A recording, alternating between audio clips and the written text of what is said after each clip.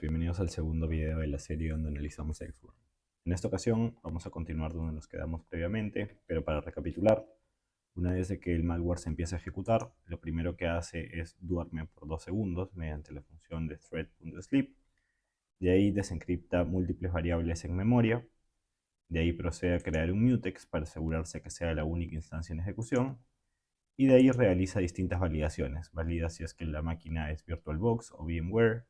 Valida si es que está siendo debugueado por un debugger externo. Valida si es que estamos utilizando una librería de Sandboxy. Valida si es que estamos en Windows XP. Y finalmente valida si estamos en un ambiente cloud, en un hosting cloud.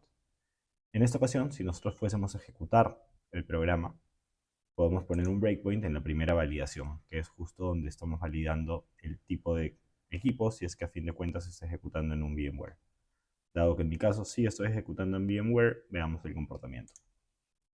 Una vez que comienzo la ejecución, va a demorar un par de segundos por el primer thread.sleep y de ahí llegamos acá, a esta validación. Ahora, ¿qué es lo que contiene la variable text? Contiene lo que se ha obtenido al sacar información del sistema. Vemos que el manufacturer, el fabricante, es VMware Inc. Y acá está ya obtenida esa información, VMware Inc., que lo ha hecho mediante la función de select asterisco from Win32 Computer System, que contiene toda la información del sistema. Vamos a validar si es que contiene este texto que hemos obtenido, si contiene la palabra VMware, que en este caso sí contiene, va a retornar true. Y si seguimos, vemos de que falla la validación, porque en realidad esto valida si es que no es false, o sea, si es que retorna false, y como retorna true, falla la validación, y llamamos environment.failFast. ¿Qué es lo que va a hacer esto? Va a crashear el programa, lo va a cerrar. Entonces, si nosotros queremos hacer análisis dinámico, vamos a tener que parchar esa validación. Entonces, lo que podemos hacer es, lo siguiente, va a parar, volver a ejecutar el programa, y cuando lleguemos a esa validación, podemos cambiar el texto, que es el que hemos obtenido al hacer este select asterisco from Win32, por otro valor. Podemos hacer doble clic y acá le podemos decir, por ejemplo, nuevo fabricante. Recordemos de que donde está la flecha es la siguiente ejecución, la siguiente instrucción, mejor dicho, que se debe ejecutar. Entonces todavía no se ha ejecutado esta validación. Entonces ahora va a buscar si es que nuevo fabricante contiene VMware, y como no, ya pasamos a la siguiente, que va a evaluar si contiene VirtualBox. Como no contiene VirtualBox, si ponemos siguiente, vemos de que ahora retorna false y pasamos a la siguiente validación. En este caso, DNS Spy se está ejecutando como un debugger local, de modo que no vamos a pasar la validación de si estamos en un debugger externo. Vamos siguiente. No estamos ejecutando Sandboxy, así que tampoco hay que parchar nada ahí. No estamos ejecutándonos en Windows XP, así que tampoco hay nada que hacer ahí. Y finalmente no estamos en un ambiente cloud, es más, la máquina no tiene ni conexión a internet, entonces también podemos continuar. Si ponemos siguiente, vemos de que ya salimos de la función. Ahora, otra cosa que podríamos hacer si quisiésemos es, podríamos parchar justo esta instrucción y esta instrucción para que validen otra cadena de texto, para que la siguiente vez que yo ejecute el malware no tenga que estar haciendo este parchado en memoria, sino de frente acá le ponemos que diga otro fabricante, y por más de que obtenga que el valor es VMware, como ahora la validación es contra otra cadena de texto, ya no va a fallar esa validación. Esto es algo que yo no lo recomiendo, en especial porque todavía no sabemos qué va a hacer el malware después. Puede que cifre archivos, puede que destruya archivos, puede que reinicie el equipo, de modo que si por A o B yo lo ejecuto por error, o si el malware, quién sabe, ya a futuro establece persistencia y se ejecuta por sí solo, podría generar daños en mi sistema. Entonces yo prefiero que mantenga la validación inicial y yo estar haciendo este parchado en memoria. Ya después, si vemos de que no va a traer ningún impacto que el malware se ejecute, podríamos parcharlo, pero a fin de cuentas es una instrucción que hay que modificar. Entonces no es nada complicado. Si seguimos, vamos a caer en una siguiente función, IPJE, etc. Si entramos, vemos de que se hace una validación, hay un if que convierte a booleano el resultado de una función. Ahora, ¿qué es lo que hace esta función? Y he puesto un breakpoint acá, pero básicamente estamos definiendo una variable text y le estamos asignando el valor de Windows Principal, Windows Identity.getCurrent, o sea, el usuario actual, y valida si es que está en el rol administrador. Si es así, va a retornar true, si no, va a retornar false, y si por A o B falla esta validación, va a retornar error. Entonces, yo me estoy ejecutando como administrador local de esta máquina. Uno se imaginaría de que la función va a retornar true, pero sin embargo, si nosotros continuamos y pasamos esta función, vemos que retorna false. ¿Por qué es esto? Porque ya desde hace varias versiones de Windows, ya Windows no ejecuta, por más de que el usuario sea un administrador local del equipo, no ejecuta todos los procesos como administrador. Por default, los procesos los ejecuta con privilegios bajos. Si nosotros abrimos, por ejemplo, una ventana de PowerShell, vemos de que carga el PowerShell en la ruta donde yo estoy, y si tratase de hacer alguna acción sensible, por ejemplo, interactuar o crear un archivo en Windows en System32, no me va a dejar. Sin embargo, existe la posibilidad de que nosotros hagamos clic derecho y pongamos ejecutar como administrador. Al hacer esto, que pasa por aprobación, vemos de que se abre una nueva ventana que ya dice administrador y que más me carga en el path de System32. Entonces, por default, los procesos no se ejecutan como administrador y esta validación, al no haber ejecutado DNSSpy como administrador, retorna falso. Pero si hubiese ejecutado la función como administrador, veamos qué es lo que hubiese pasado. En caso de que esto hubiese retornado un true, lo que hubiésemos hecho es hubiésemos creado un nuevo proceso. ¿Qué proceso? PowerShell. Hubiéramos seteado que la ventana esté oculta. Eso es importante para que el usuario no le levante ninguna sospecha al abrirse una ventana de PowerShell. Y le hubiésemos pasado como comandos execution policy bypass y que llame a add mp preference y que excluya una ruta, exclusion path. ¿Qué ruta?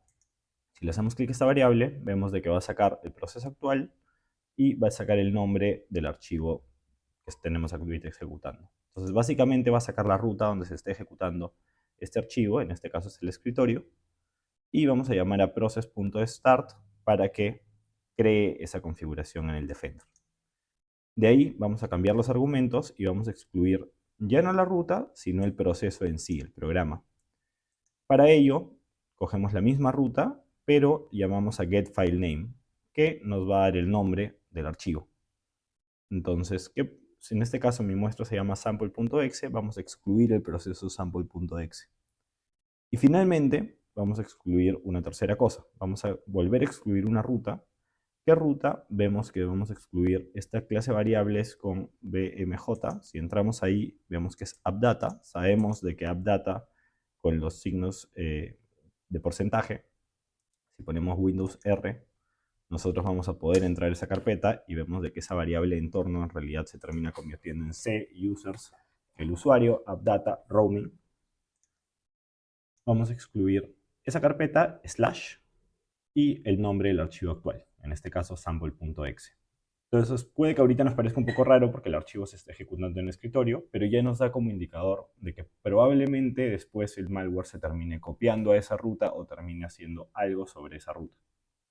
Entonces, si estamos como administrador, excluimos tanto a nivel de las rutas donde estamos ejecutando el programa como a nivel del nombre del proceso para que ya Windows Defender no lo detecte. Entonces, imaginemos de que, claro, actualmente el malware no lo ha detectado Windows Defender. ¿Por qué no lo detectó?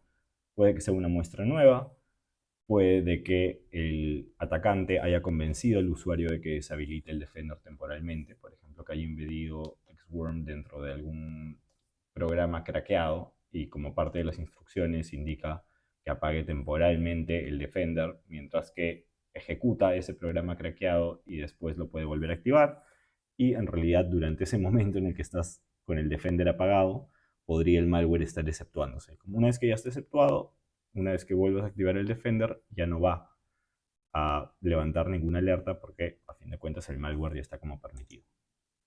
Entonces, ¿qué es lo que hacemos después de eso? Vamos a definir una variable de texto. Esta variable de texto va a coger la clase variables y una variable que sabemos que es AppData. Le voy a cambiar el nombre porque probablemente a futuro vamos a seguir llamando esta variable. Entonces acá le ponemos ruta, AppData, slash y el nombre del archivo. También este v ya lo habíamos visto y sabemos de qué es el archivo actual. Le cambiamos el nombre a archivo actual. Entonces va a crear una variable de texto. Le ponemos también para que continúe y lleguemos a ese punto, va a crear una variable de texto que va a decir c_users, el usuario, /appdata, /roaming, porque sabemos de que la variable de entorno expande a eso, /sample.exe. Ponemos siguiente, vemos de que es así. Ahora lo que vamos a hacer es vamos a validar. Si es que ese archivo existe, si nosotros entramos ahorita a appdata, a roaming, vemos que no existe sample.exe, pero si existiese, va a sacar información de ese archivo y lo va a eliminar. Ya.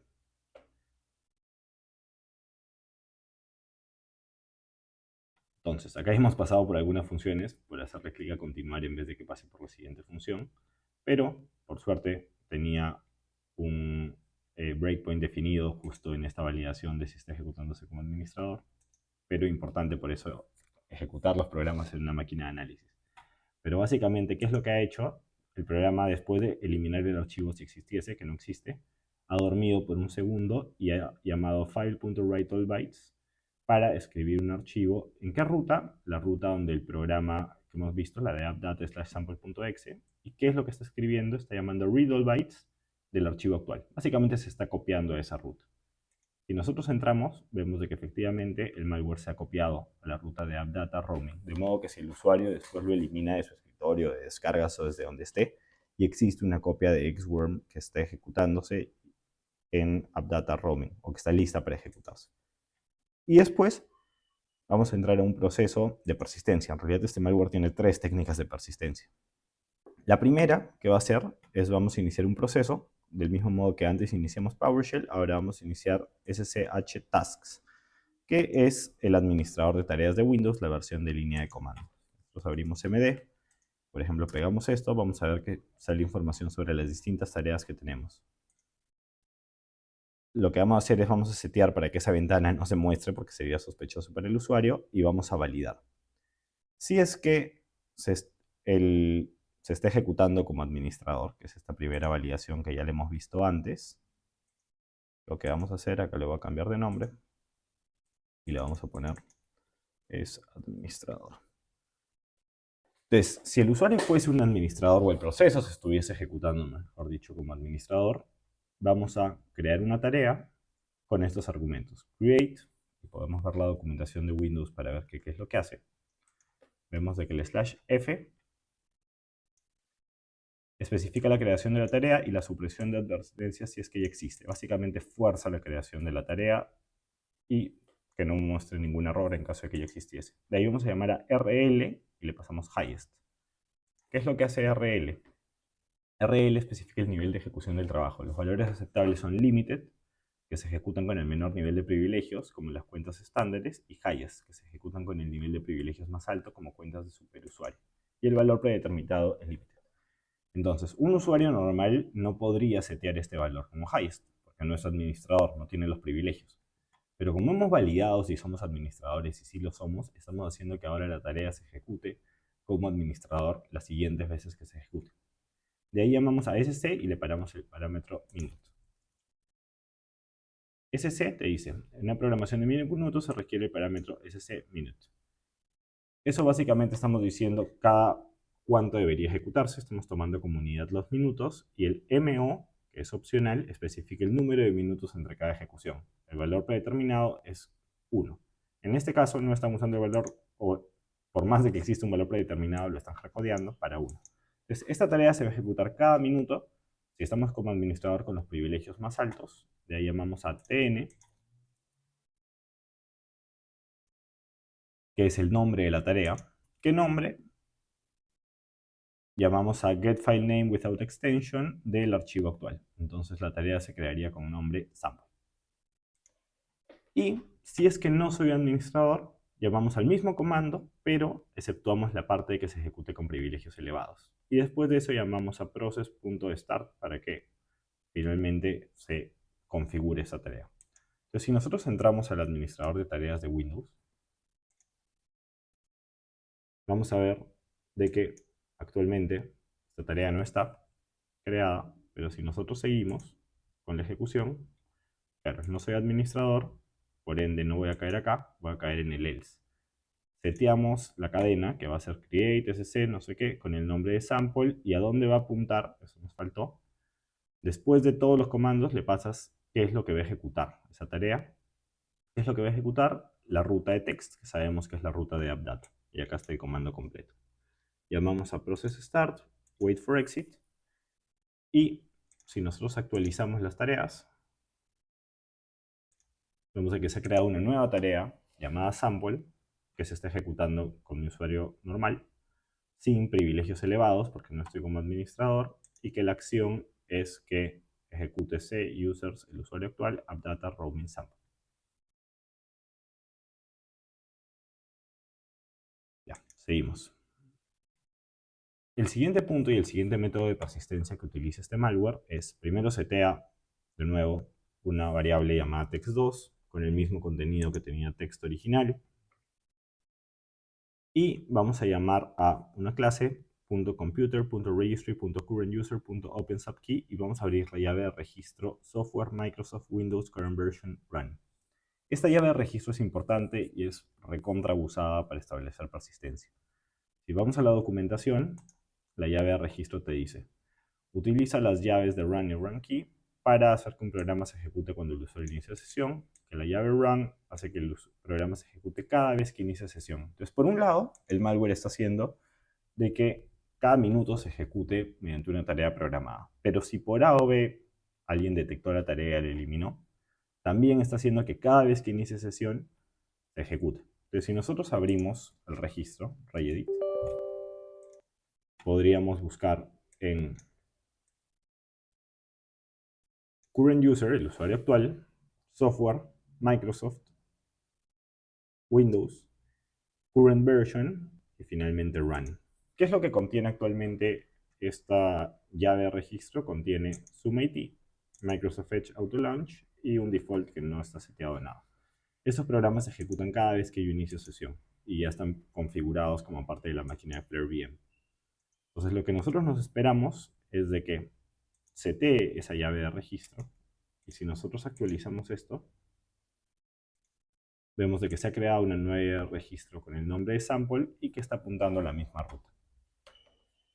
Y de ahí hace algo que es un poco extraño. El malware lo hace 3 veces. Probablemente hayan copiado y pegado esta parte del código, porque 3 veces verifica si el archivo existe en AppData, lo elimina y lo vuelve a crear, que es lo que está haciendo acá. Vemos de que sí existe el archivo en sample en la ruta de AppData. Si ponemos siguiente, lo va a eliminar, va a dormir milisegundos y finalmente lo va a volver a crear. Y de ahí caemos al tercer y último método que tiene para establecer persistencia. Lo primero que vamos a hacer es volver a eliminar el archivo. Como digo, esto es algo repetitivo que tiene el malware. No se me ocurre ninguna razón fuera de que han copiado y pegado las distintas técnicas de persistencia en esta muestra para asegurarse que por más de que lo elimines de un lado, por otro lado siga teniendo persistencia. Pero lo que nos importa es de que va a crear una variable, text4, que va a llamar a getFolderPath. ¿Y qué es lo que le estamos pasando? Environment.specialfolder.startup. Esto es importante. En realidad, esta es una ruta, es un folder nativo de Windows, por eso podemos usar esas funciones nativas, que lo que tú pongas dentro de ese folder se va a ejecutar cuando el usuario inicie sesión. Es lo mismo que la llave de registro, pero en este caso utilizando un folder. ¿Qué es lo que está creando? Por lo pronto solo es una variable, una cadena de texto, pero está cogiendo ese folder, slash, y el nombre del archivo sin extensión, .enk. Tú en ese folder lo que configuras son accesos directos. Entonces, están creando un acceso directo con el nombre de sample. Si ponemos siguiente, vemos de que aparece. Es C, users, el usuario actual, AppData, roaming. Sabemos que podemos entrar directo abriendo AppData. Microsoft, Windows, Start Menu, Programs y Startup. Y acá vemos de que ya existe una muestra en realidad de una ejecución previa que yo he puesto. Por eso sale el 13, el día de ayer. Voy a eliminar esta muestra. Y vamos a llamar y vamos a crear acá un objeto de tipo shell. No hay que entender cada línea, pero igual se puede ver la documentación. Pero básicamente lo que vamos a hacer acá es vamos a crear este acceso directo que si nosotros vemos, lo que va a hacer es va a apuntar a la ruta de AppData Roaming Sample. Entonces tenemos tres métodos de persistencia distintos que si por A o B el usuario detecta alguno, tenemos algunos de los otros métodos que deberían estar ayudando a que se mantenga la ejecución. Ahora, una manera sencilla de bajarte todos estos métodos de persistencia, como todos apuntan al archivo de AppData, si eliminamos este archivo, todos los métodos de persistencia dejan de funcionar. Nosotros podemos utilizar una herramienta que se llama Autoruns, que es de la suite de sysinternals.